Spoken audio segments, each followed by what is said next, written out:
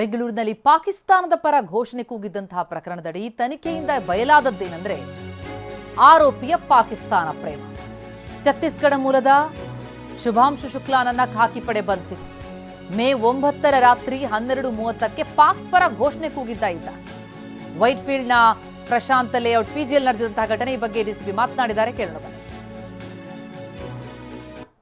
ಸುಮಾರು 11:30 ಗಂಟೆ ಸಮಯದಲ್ಲಿ ಆ ಪಿಜಿಯಲ್ಲಿ ಪಾಕಿಸ್ತಾನ ಪರವಾಗಿ ಘೋಷಣೆ ಕೂಗಿದ್ದಾರೆ ಎಂಬ ದೂರು ಬಂತು. ದೂರಿನ ಆಧಾರದ ಮೇಲೆ ನಮ್ಮ ಸ್ಥಳೀಯ ಪೊಲೀಸರು ವೈಟ್ಫೀಲ್ಡ್ ಠಾಣೆಯಲ್ಲಿ ಪ್ರಕರಣವನ್ನು ದಾಖಲು ಮಾಡಿ ಆರೋಪಿಯನ್ನು ದಸ್ತಗಿರಿ ಮಾಡಿರ್ತಾರೆ. ಆರೋಪಿಯು ಮೂಲತಃ ಛತ್ತೀಸ್ಗಢ ಮೂಲದವನು, ಟೆಕ್ಕಿ ಆಗಿರ್ತಾನೆ. ತನಿಖೆ ಮಾಡ್ತಾ ಇದ್ದೀವಿ. ರಾತ್ರಿ ಮಾಡಿ ಅವರು ಫ್ರೆಂಡ್ ಜೊತೆ ಇಬ್ಬರು ಫ್ರೆಂಡ್ಸ್ ಇದ್ದರು. ಈಗ ಒಬ್ಬನು ಜೋರಾಗಿ ಕೂಗಿದ್ದಾನೆ. ಇಲ್ಲ, ವರ್ಕ್ ಮಾಡ್ತಾ ಇದ್ದಾರೆ, IT ಕಂಪ್ನಿಯಲ್ಲಿ ಕೆಲಸ ಮಾಡ್ತಾ ಇದ್ದಾರೆ. 25 ವರ್ಷ ಅವರು ಇತ್ತೀಚೆಗೆ ಬಂದಿದ್ದಾರೆ. ನಡೀತಾ ಇದೆ, ತನಿಖೆ ನಡೀತಾ ಇದೆ.